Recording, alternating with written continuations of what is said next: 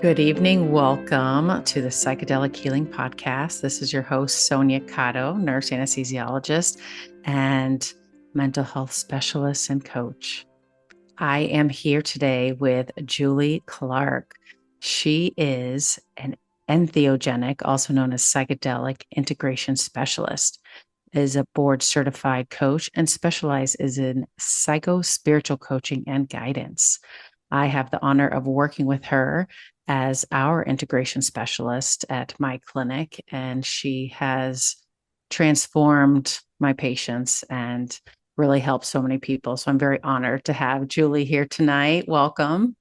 Hey, Sonia. Thank you. It's good to be here. Thank you. Thank you.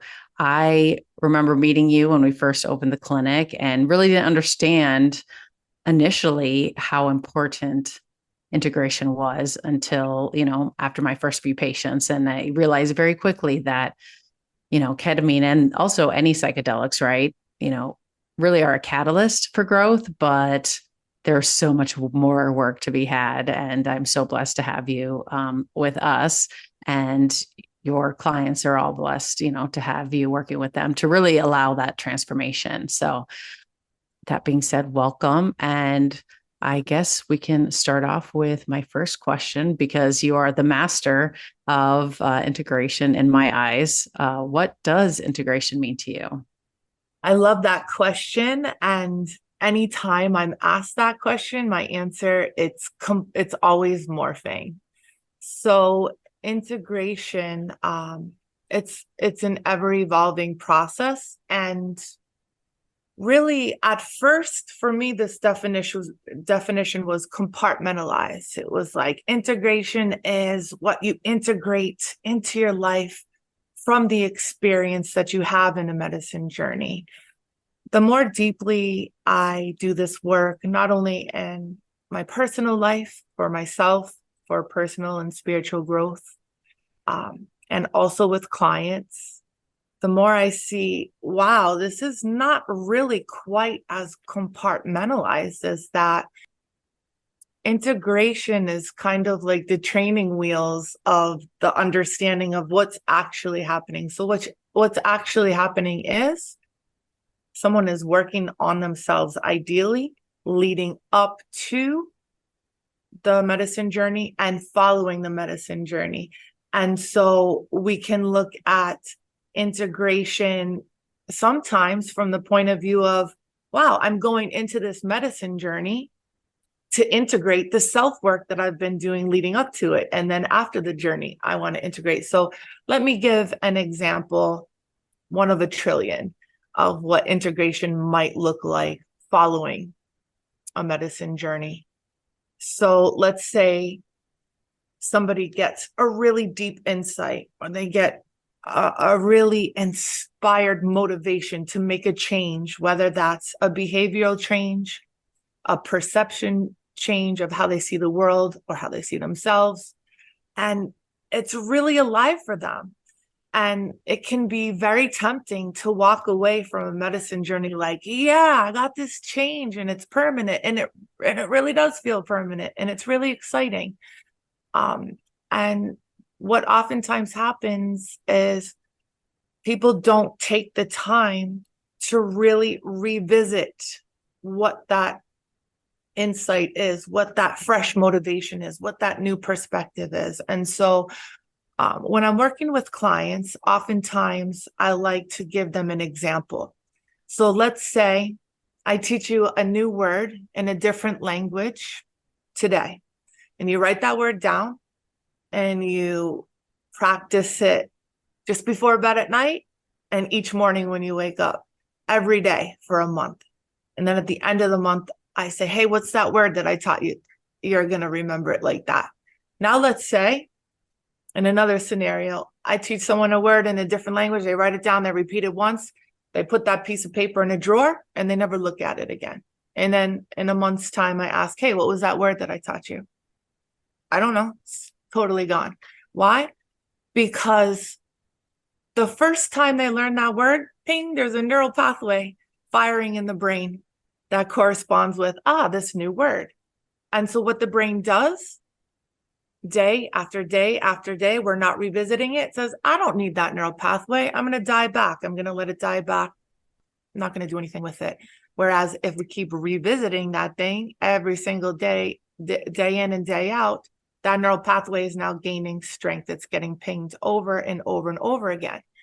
So that's what we want to do as a piece of integration, is we want to have somebody revisit an insight or revisit a new perspective that they've been gifted over and over and over again. What might that look like? One very simple way of doing this is to write down the insight first thing in the morning, just before bed at night. I like to use those examples for two reasons. One is because when you're starting your day, fresh and that's the first thing you're presenting into your brain. Guess where it's more likely to go throughout the day?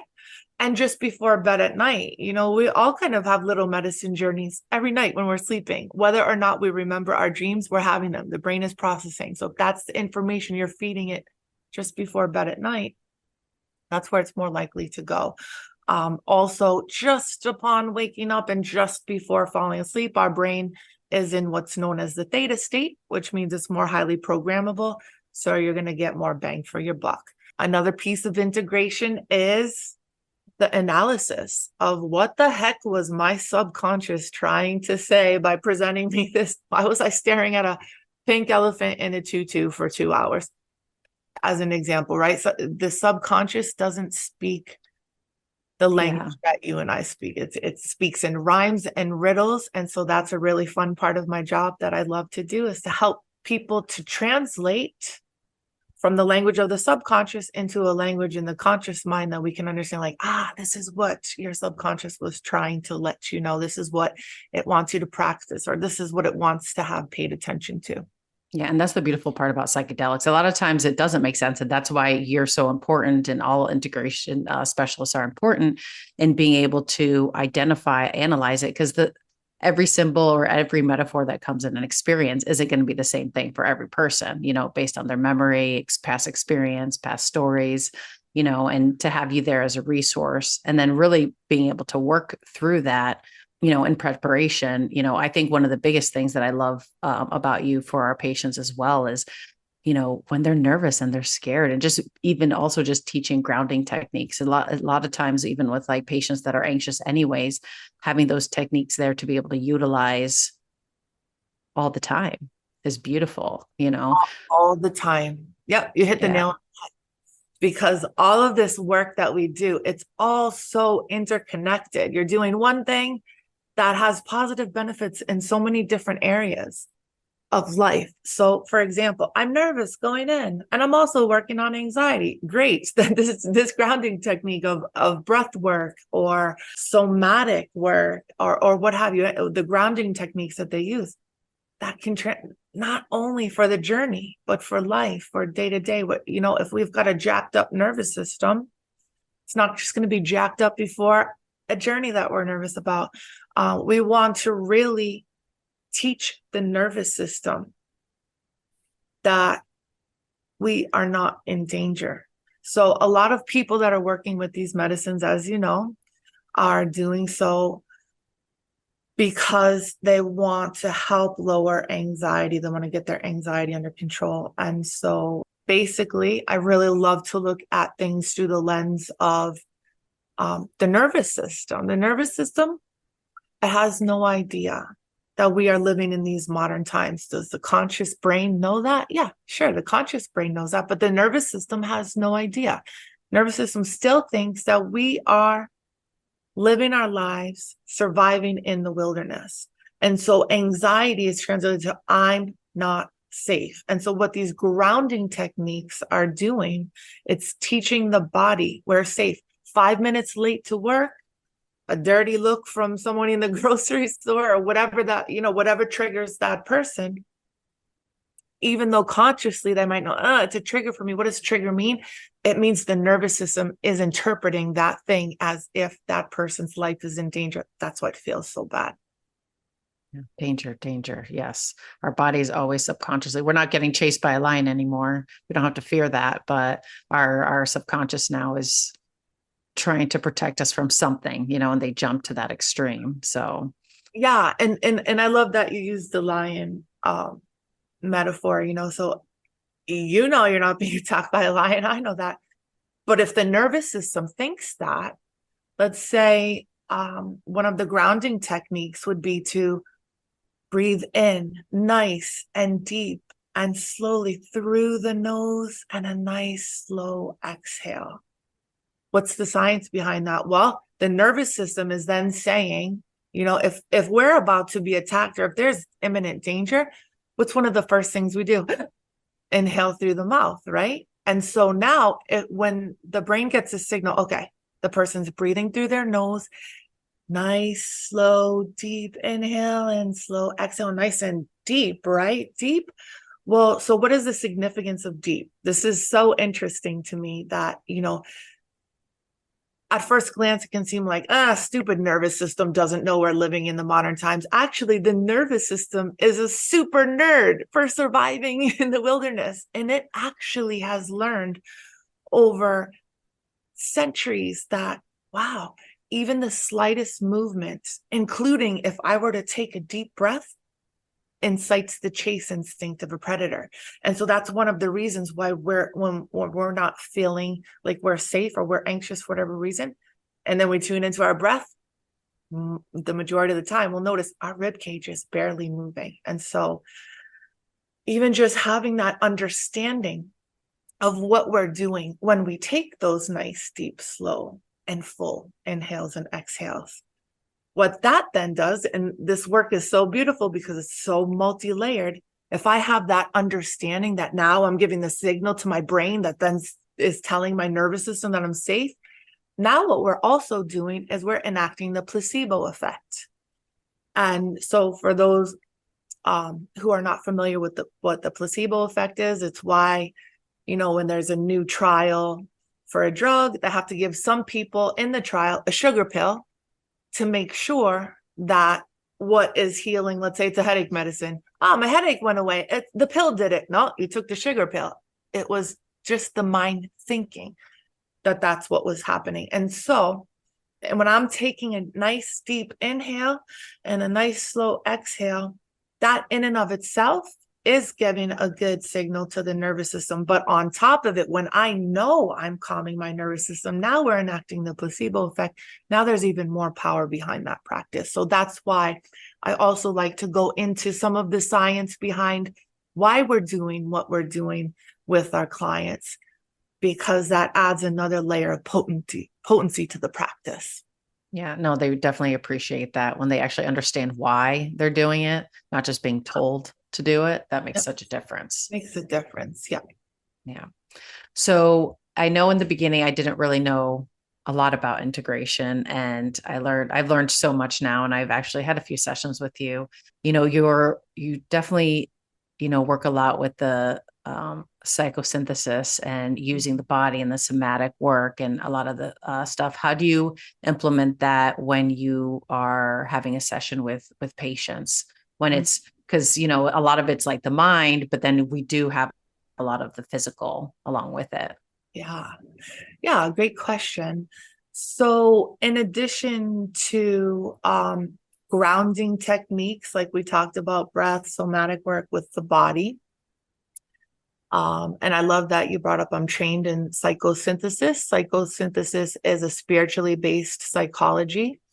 And so we can get a lot of information from someone's history, someone's life experiences, memories, ruminations, thoughts about self and the world. But there's also a lot of information that we can get just by tapping into the body. And so let's say, for example, if someone is working with, let's pick anything, let's pick social anxiety, and they're describing, every time I go to a work party, I feel very nervous and I feel very out of place. And so sometimes the body work will look like, okay, when you're feeling that way, when you're in that situation, do a body scan and tell me where in the body is the dominant sensation of that feeling. Because we can tend to intellectualize feelings. I feel worried. I feel scared. I feel anxious. I feel angry. Okay, we're naming them, but feelings, right? It's in the word. Feelings are felt. They are felt sensations. So I'll have clients actually go into the body. And this isn't something that I would use with everyone, right? Because this is also bringing in not only bodily felt sensation, but then we're going to bring in the imagination function. And what I mean by that, and some people are open to this kind of work, some people aren't. And we get to tap in with each client as an individual and see what speaks to them and what advances them. So let's say they're willing to go into the body and say, you know what? I'm feeling this anxiety right here in my chest. And that's a common place. It's usually somewhere in the trunk. And so, okay, feeling it right here in the chest. Maybe I'll have them describe, what does that feeling in the chest actually feel like if you were to describe it? What might it look like? And so, let's say it looks like this pressure cooker that's just ready to explode. Okay, great. So then we will actually sometimes, right? Sometimes this will lead to personifying that pressure cooker and say, okay, let's engage that pressure cooker in a conversation and ask it, does the pressure cooker like to be like this? Does it want to release? Does it just like to be? What does it want to do? And now we're just kind of, in me having a client engage with this personified feeling that they've now described. By the way, if they're the ones describing it, I'm not saying, oh, that sounds like a pressure cooker. It's coming from the client, because that, as it might sound silly, maybe even to them, they say, Julie, I don't know why this is weird, but I say, great. If you don't know why and it feels weird, even better, because that's how I know it came directly from the subconscious. That's the anchor that it wants to use. All right, it looks like a pressure cooker. We start to engage in conversation with this pressure cooker. What does it want? And then using the imagination function, if the client is open to that, well, actually, it does want to let out steam. Okay. What is it asking for you to do so that it can let out steam? It's not letting it out. It wants to. What does it want to have happen? And sometimes just engaging them in that kind of conversation can open up all of these different perspectives that they may not have thought of otherwise. So that's one way that we can use the body to get even more information. Beautiful. Yeah. No, and I love it. And using, medicine, I know, like with ketamine, it's a beautiful way to get into the subconscious, allowing them to, not have those emotional ties, and because the body is numb in that aspect, right? So they don't feel the anxiety during the experience, where they can actually get to the root cause possibly of the story of why they have the social anxiety all of a sudden, Yeah. Sometimes it's physical. I've had patients, I know that you've helped me so much. I've had patients calling me like, oh my gosh, I can't stop shaking. Oh my God, do I have the flu? I'm shivering. Oh my God, do I, all these different body responses, and it's all physical. And I remember you taught me that it's also in the book, The Body Keeps a Score. It's an amazing book if you haven't read it out there, about trauma and just experiences in life and how the body does keep the score. And you've actually taught me that so beautifully, so now I welcome it, and I teach my patients, all of them, to expect it, that you do want to release it. Yeah. Oh, the release. I'm so glad that you brought that up, Sonia, because I've had a lot of clients, oh, I don't know what I did wrong. I don't know what I did wrong this time, because I was crying and it was a sad, or it was a difficult journey, or I went to a dark place. I'm like, oh no, oh no, this is a celebration. Because if it's something sad, deep, you're releasing crying, the crying release, that's great. And any of this, we have this saying that oftentimes we hear, you got to feel it to heal it. Well, what does that mean? Well, it means in order to process things, it needs to come out. Well, how does it come out? By being felt. On its way out, it can't help but feel it. And so people aren't doing anything wrong when they're having a difficult or challenging journey, or deep sometimes difficult emotions come through, you know, it's not the medicine that put that there. That was stored deep. So what happens is, if we have, especially with things, difficult situations, particularly trauma, even more so trauma at younger ages, although it can happen at any age, but especially a developing nervous system, the developing brain of a child that's experiencing something traumatic, if they were to experience all of the emotions of that traumatic event, all of the fear, all of the pain, it could do a lot of damage to the nervous system. It could do irreparable damage to the psyche. And so the inner wisdom oftentimes makes an executive decision. I'm going to store this way deep inside because it's too much. So it sounds like, oh, great. It's deep inside. Can't hurt me. Well, no, that's why we do this work, right? Because it's still in there. And it leaks out poison into the psyche little by little. It leaks out poison into the nervous system little by little. And while it's there, it's still doing something. It's still causing damage. And so we want to get it out. It doesn't always feel good getting out. But when you have those difficult journeys, we get to say, yeah, it's a celebration. We get to say, good work. That is the work of the warrior when you do that work. Because you know what? When we're in medicine journey, we don't want to feel something. We can't do like what we do in day-to-day life and what we're born and raised into, a culture that conditions us to do this. We can't scroll on the phone. We can't eat a bunch of snacks. We can't veg out to TV. We can't, pick your poison, go shopping for 5 hours, whatever it is. There's a million different ways we can distract from what we don't want to feel. We're not really taught to fully feel our emotions, to process them in this culture, are we?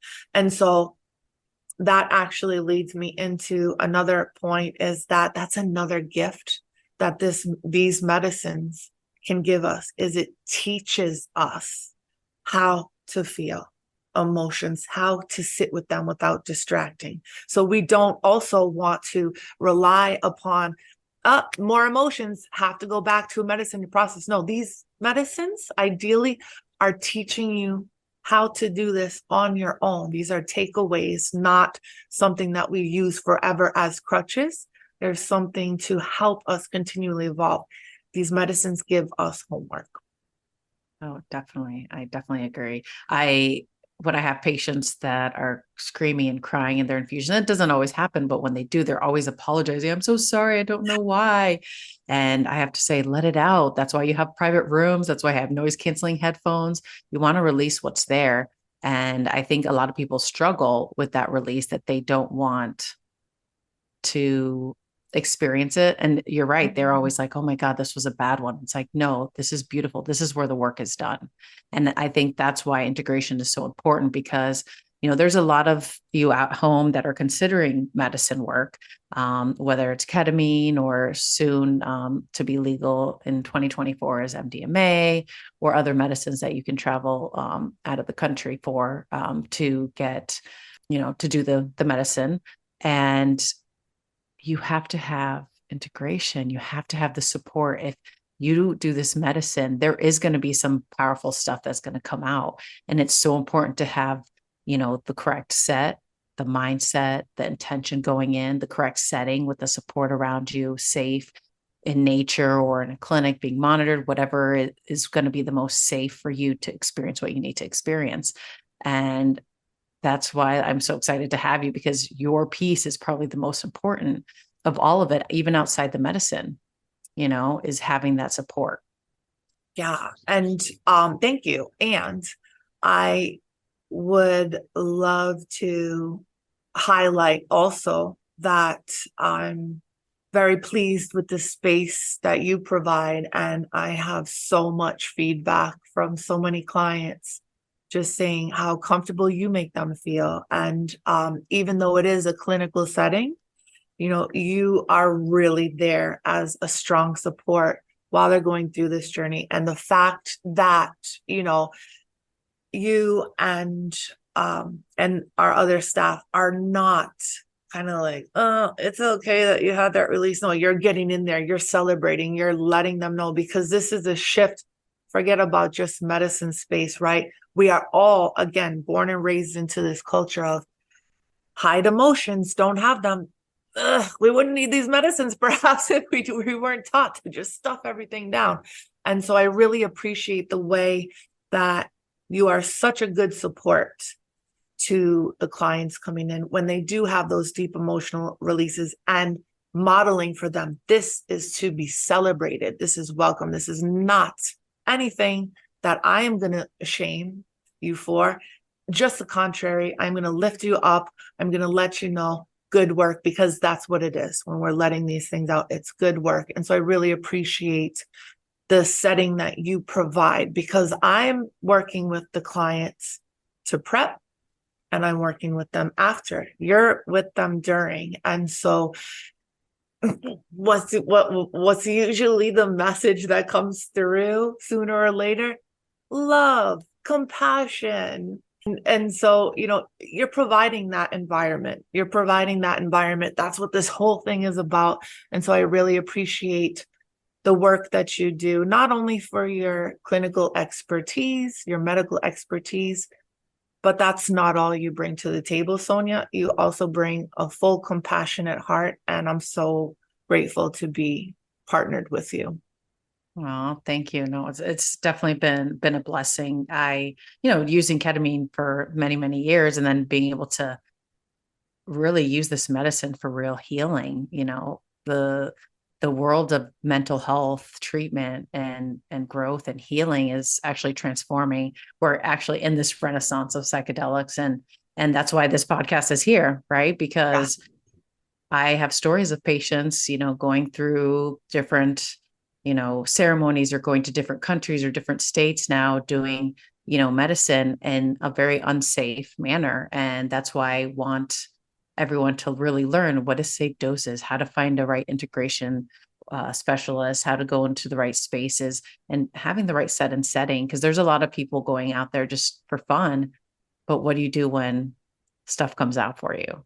And that's where we really need to help those people, because they don't realize that they needed something. And if you don't have the right set and setting and something comes out for you, it can end up making your life very, very much worse without having that work done. Right.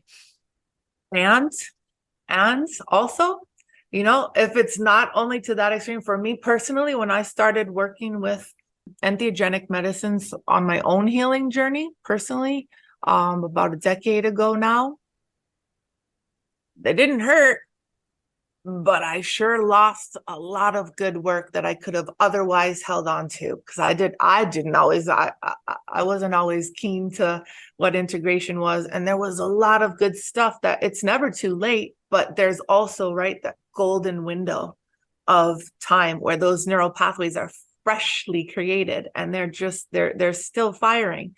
And so we have that golden window of time to take advantage of. And so that's the other end of the spectrum. You might have a beautiful experience, but without proper integration, you could lose a lot of the gifts that you were just given. And so that's another good reason to really dive into integration and take the after the journey portion very seriously as well. Yeah, definitely. And that's really what makes it last, right? Ketamine or other, psychedelic or entheogenic medicines are, the catalyst, and you can feel great and amazing. If you don't do the work afterwards, it's only temporary, because life still happens. If you don't really learn the new habits, the negative self-talk starts again. You have to replace the negative self-talk. You have to replace the different habits that weren't serving you to habits that are serving you, and doing the work on the outside. And that's what makes the medicine long lasting and transformative. Yep. And in addition to, I used to look at it through a lens of, let's lock that in. Let's lock in the benefits, the insights, the perspective shifts. And then I realized, it's much more than that. Let's keep the brain unfolding. Let's keep the perspective shifts unfolding and forever evolving. So it's not even like, this is where we're at and let's try to stay there. No, they're still leveling up. And so it's this beautiful, forever unfolding process. And the invitation is to let's stay engaged in it. Yes, that's so beautiful. Thank you so much, Jules. I love it so much. I'm here with Julie Clark. She is our entheogenic integration specialist at my clinic, and I'm so blessed to have you. And thank you so much for all your insights on integration. I'm definitely going to have you on again because there are so many more topics that we did not even cover about integration, and that is one of the most beautiful parts, of the medicine work, and in psychedelic healing. That's where the healing comes from, is through your work. So thank you so much. Oh, it's been an absolute pleasure. Thank you so much for having me, Sonia. Oh, you're welcome. Till next time, Jules. Till next time.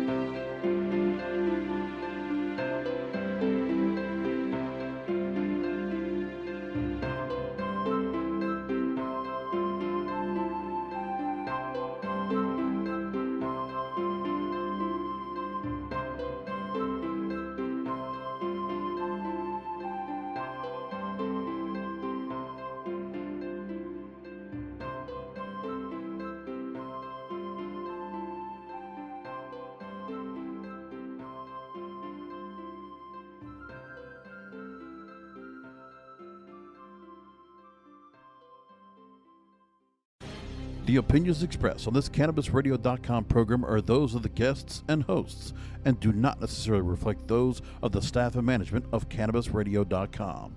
Any rebroadcast, republication, or retransmission of this program without proper consent is prohibited.